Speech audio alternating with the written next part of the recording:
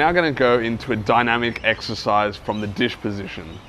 So you might find it tempting to jump into the dynamic stuff first, and they may what you see a lot of people doing, but the static stuff is really important to make sure you have good control of your lower back.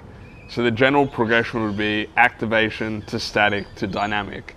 Eventually you want to have both, but just keep that in mind. Don't always try and jump into the deep end too early.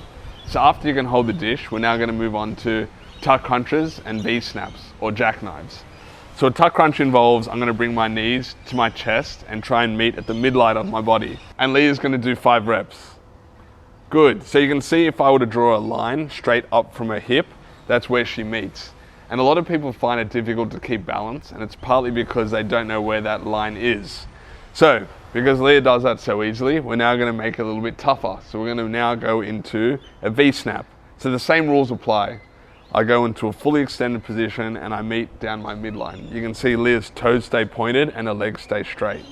So a way to make it harder, which is what Leah's doing at the moment, is she's having a tiny pause in the hardest part of the exercise before she comes back down. So we'll ask Leah to rest for a second because she's done enough reps. And we'll show you one slight variation we can do. So Leah did both the tuck crunch and the V-snap from a flat position. You can also do it from a dish position. So the way I would do that is I'd ask Leah to get into a dish, nice, and she would hold this position, and then she would try and V-snap from here. And she goes up, and then comes back down into the dish. So you can see it's a little bit tougher, and she goes back into the dish. So now I'm combining that static hold with a dynamic exercise. And that's our dynamic exercises from the dish.